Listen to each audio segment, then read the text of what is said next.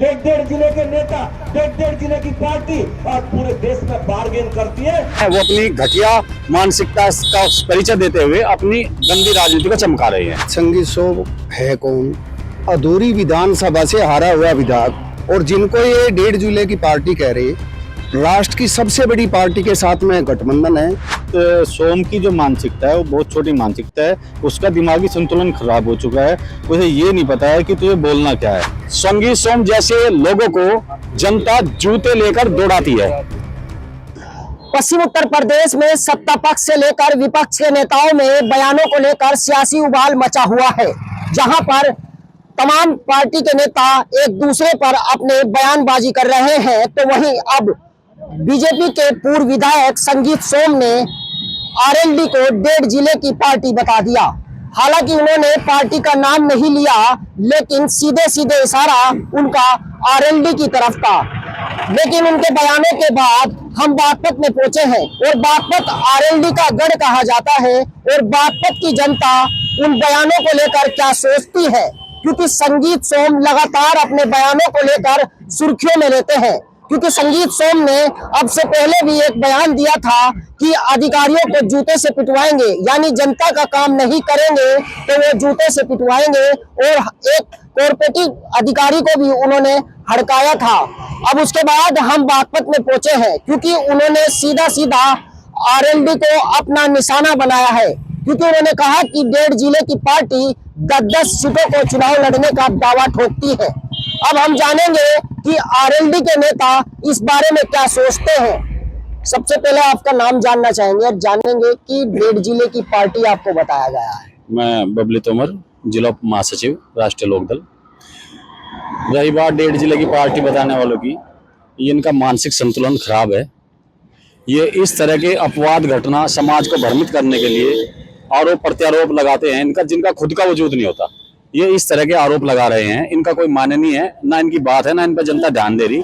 हमारा समाज, हमारा पश्चिमी गंगा जमुना की तहजीब है, भाईचारे पे कायम है। इस तरह के आरोप लगाकर ये खुद अपनी गंदगी को फैलाना चाहते हैं और हम इस गंदगी का हिस्सा बनना नहीं चाहते। अच्छा, उन्होंने एक बात कही थी कि एक डेढ़ जिले की पार्टी अपने अंदर एकता रखती है और 10-10 सीटों का दावा ठोकती है।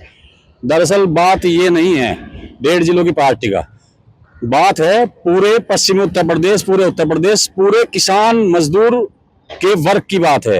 ये जिन पे आरोप लगा रहे हैं उनके बाबा जी चौधरी चरण सिंह पूरे देश के प्रधानमंत्री रहे। उन्होंने पूरे देश के किसान मजदूर अल्पसंख्यकों सबको साथ लेकर विकास की राजनीति करी। इस तरह के आरोप लगाने से कोई लाभ होने वाला नहीं है। वो अपनी घटिया मानसिकता का परिचय देते हुए अपनी गंदी राजनीति को चमका रहे हैं। बिल्कुल गंदी राजनीति को चमका रहे हैं। आपसे जानेंगे कि संगीत सोम हमेशा से बयानों में सुर्खियों में रहे हैं। 2013 दंगे के बाद में बीजेपी ने तमाम भाईचारा बिगाड़ने की बात की, लेकिन आप ही की पार्टी ने एक मेहनत की और भाईचारे की मिसाल की। लेकिन अब आरएलडी एनडीए के साथ शामिल हो गई है, तो क्या लगता है आपको कि संगीत सोम मायूस है कि आपकी पार्टी को निशाना बन रहा है, कि क्या कारण मान के चलते हैं आप? पहले तो बात, संगीत सोम है कौन?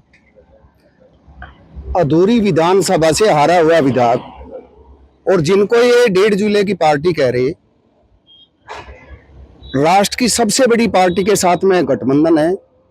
उसको खुद सोचना चाहिए डेढ़ जिले की पार्टी है या नहीं है। चौधरी साहब किसान मजदूर और कमेरे वर्ग के सबसे बड़े नेता है, और उस परिवार से है जो किसान मसीहा रहे। चौधरी चरण सिंह पूर्व प्रधानमंत्री, पूर्व गृह मंत्री, उनके श्री पिताजी चौधरी अजीत सिंह जी अलग अलग कैबिनेट मंत्री में रहे। वो छोटा सा नेता है अधूरे विधानसभा का। अच्छा, छोटे से नेता है अधूरे विधानसभा का। आपसे एक बात जानना चाहूंगा कि आखिर ये बयानबाजी, क्योंकि हरियाणा में भी चुनाव है, कश्मीर में भी चुनाव है, तो चुनाव से पहले ये बयानबाजी, क्या लगता है कि अब आपकी पार्टी को निशाना बनाया गया है? किस बात की मायूसी नजर आ रही है? मायूसी तो ये नजर आ रही है उसको कि गठबंधन होने के बाद में उसका वजूद खत्म हो चुका, सर धरने से उसका वजूद ही खत्म हो चुका, और वो जो है बौखला हुआ है। बौखलाहट पे जो है वो डेढ़ जिले की पार्टी कह रहे, ये राष्ट्र की बहुत बड़ी पार्टी है। राजस्थान हो, हरियाणा हो, चाहे कश्मीर हो, उसको तो यही नहीं पता कि चौधरी साहब कितने बड़े नेता है। आज तक का नरेंद्र मोदी ने, माननीय प्रधानमंत्री जी ने किसी भी कैबिनेट मंत्री की तारीफ नहीं की। अभी ये जो है विदेश जाए हुए थे चौधरी साहब, हमारे चौधरी साहब की उन्होंने खुद मन से तारीफ की। तो क्या आपको लगता है कि 1.5 जिले की पार्टी बताया, उन्होंने सीधे सीधा एक इशारा भी दिया कि अन्य राज्यों में जाकर वोट बटोरने का काम करते हैं, वहां पर सीटें मांगने का काम करते हैं, इस पर क्या कहें? ये मैंने आपको बताया, घटिया सोच, घटिया मानसिकता, जिनके खुद के वजूद नहीं होते, वो दूसरों पर इस तरह के आरोप प्रत्यारोप लगाते हैं। पहले तो उन्हें ये बताए, जिनको वो 1.5 जिले की पार्टी बता रहे हैं, उनका वजूद क्या है इस देश की राजनीति में, पहले तो वो तय करें। उनके बाबा जी स्वर्गीय चौधरी चरण सिंह जी, स्वतंत्रता सेनानी, देश आजाद करवाने में उनकी अहम भूमिका। उसके बाद में भारत के प्रधानमंत्री, गृह मंत्री, उत्तर प्रदेश के मुख्यमंत्री, उनके पिताजी उद्योग मंत्री, कृषि मंत्री, और राजनीतिक परिवार है। राजनीतिक परिवार पे इस तरह की बातों का कोई असर नहीं होता। ये खामा खा की बात है। उसका जितना वजूद है, उसका वजूद उसके इलाके में जाकर पूछो, जहां लोग उन्हें, संगीत सोम जैसे लोगों को जनता जूते लेकर दौड़ाती है, ये उनका वजूद है। यानी संगीत सोम को जूते लेकर दौड़ाती है। आपसे जानेंगे कि हालांकि बीजेपी के किसी बड़े नेता ने ये नहीं कहा कि आरएलडी 1.5 जिले की पार्टी है। संगीत सोम हालांकि बड़े नेता माने जाते थे, विधायक भी रहे हैं, लेकिन अब एनडीए गठबंधन में शामिल होने के बाद आरएलडी के में शामिल जो उन्होंने 1.5 जिले को पार्टी बताया है, उस पर आप क्या कहेंगे? कि आप बीजेपी से ताल्लुक रखते हैं, क्या लगता है आपको कि क्या बीजेपी से सपोर्ट करती है इस तरीके की बयानबाजी, क्योंकि वो भी आप ही की पार्टी का हिस्सा है? बीजेपी संगीत सोम के किसी भी बयान पे गंभीरता से नहीं लेती, ना उसे अपना जो है कुछ मानती कि उसका कहने का क्या उचित है।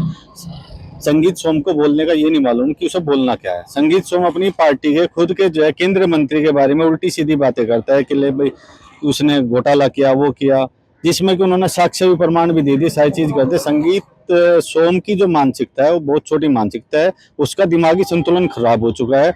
उसे ये नहीं पता है कि तुझे बोलना क्या है।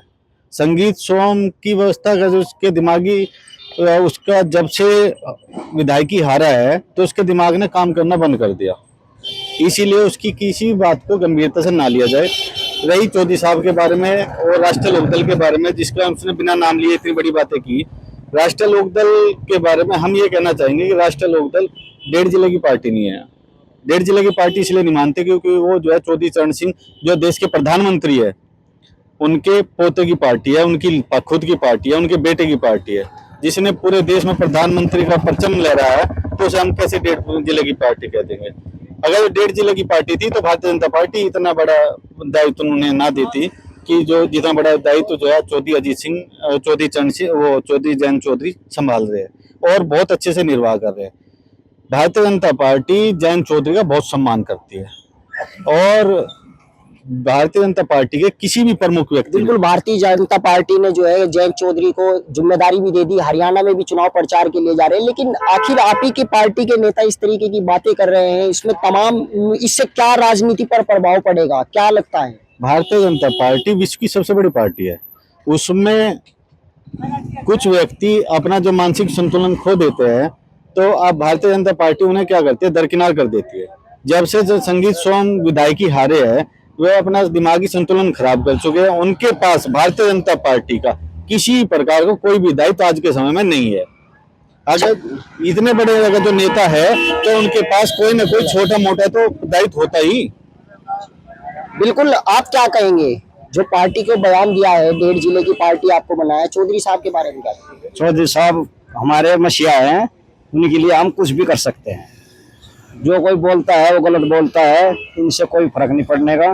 किसान पार्टी है, किसान सब उनके साथ। तो क्या लगता है इसमें राजनीति भी नुकसान होगा इस तरीके की बयानबाजी से लेकर, क्योंकि पश्चिम में आरएलडी का दबदबा भी माना जाता है, पश्चिम में जाट राजनीति की भी बात की जाती है। हालांकि आरएलडी भाईचारे की बात करती है, लेकिन सीधा सीधा एक बिरादरी को बात मारी गई थी। जिस तरीके से बयान था कि उन्होंने कहा कि एक 1.5 जिले की पार्टी एकता की बात उन्होंने कही थी, तो सीधा सीधा उनका कहना जाता था। क्या कहेंगे कि क्योंकि संगीत सोम हमेशा से जाति की राजनीति करता है। 2013 के मुजफ्फरनगर दंगे में भी काफी बयान उनके सामने आए, तो क्या कहेंगे इस पर? देखिएगा, राष्ट्रीय लोकदल जाति विशेष की राजनीति नहीं करते, ना चौधरी साहब करते। ये भाईचारे की और भाईचारे जोड़ने की बात करते हैं। और जो भी 36 बिरादरी राष्ट्रीय लोकदल में है और 36 बिरादरी का ही चौधरी साहब हित करते हैं। क्या कहेंगे आप इस तरीके की, क्या राजनीति प्रभाव इस पर क्या पड़ेगा कि जिस तरीके से एनडीए में शामिल आरएलडी है और बीजेपी है, दोनों का गठबंधन है, लेकिन आप ही के पार्टी के गठबंधन के जो हिस्सा है उनसे क्या कहेंगे? क्योंकि आपकी पार्टी से रिलेटिव ही हो गए, जब गठबंधन हो गया तो वो भी बीजेपी और आरएलडी दोनों को सेम माना जाएगा, तो क्या लगता है इससे नुकसान होगा पश्चिम के अंदर? नहीं, इससे कोई नुकसान नहीं होगा, क्योंकि इस तरह के छोटे लोगों की छोटी बातों पर कोई ध्यान देने की आवश्यकता नहीं है। ये पार्टी नेतृत्व फैसला करेगा। पार्टी नेतृत्व शीर्ष मंडल बीजेपी का वो फैसला करेगा कि वो अपने पूर्व विधायक पर क्या कार्रवाई करे। तो क्या लगता है कि भाजपा को उनके खिलाफ एक्शन ले देना चाहिए, क्योंकि जिस तरीके से, क्योंकि पार्टी को इससे नुकसान भी हो सकता है? भारतीय जनता पार्टी ने पहले से ही उन पर एक्शन लिया हुआ है। भारतीय जनता पार्टी ने आज तक उन्हें कोई दायित्व नहीं दिया रखा। आज के समय में भारतीय जनता पार्टी ने उन्हें दरकिनार किया हुआ है। किसी हर किनारे से उन्हें ये मानो कि वो आज के समय में अपनी समाज के पास जा रहे, अपने समाज पे को उकसाने की कोशिश कर रहे हैं। इससे ज्यादा उनके पास आज के समय में भारतीय जनता पार्टी की तरफ से कुछ नहीं है। तो पार्टी एक नाम है कि भाई भारतीय जनता पार्टी से जुड़ा हुआ हूँ, इससे ज्यादा उनके पास कुछ नहीं है। अब कोई भी किसी पार्टी में जाके बोले कि भाई मैं फलाने पार्टी को ज्वाइन कर रहा हूँ, ये कर रहा हूँ, वो कर रहा हूँ, अब कोई दायित्व नहीं है, कुछ नहीं है उनके पास। भारतीय जनता पार्टी क्या दरकिनार करे इससे ज्यादा? बिल्कुल, भारतीय जनता पार्टी का उनके पास कोई पद नहीं है। लेकिन आपको क्या लगता है, जिस तरीके से चाहे एक सदस्य के रूप में ही वो काम कर रहे हो, लेकिन क्या लगता है कि उनकी सदस्यता भंग हो जानी चाहिए? देखिए, ये तो बीजेपी को सोचना है कि क्या करना है क्या नहीं।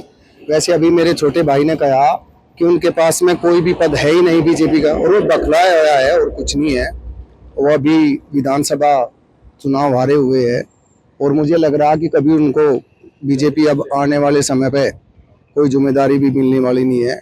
और राष्ट्रीय लोकदल कन्याकुमारी से लेके कश्मीर तक है। बिल्कुल, हमारे साथ में ये बागपत के वो नेता थे जो आरएलडी और बीजेपी से जुड़े हुए लोग थे। इनका साफ तौर पर कहना है कि संगीत सोम का दिमागी संतुलन फिलहाल बिगड़ चुका है। लेकिन आपको बता दें कि मुरादाबाद के एक कार्यक्रम में संगीत सोम ने ये बयान दिया था कि 1.5 जिले की पार्टी के नेता अपना अस्तित्व दिखाते हैं और अपना दबदबा बताते हैं, जबकि उनका जनपद में कोई वजूद ही नहीं है।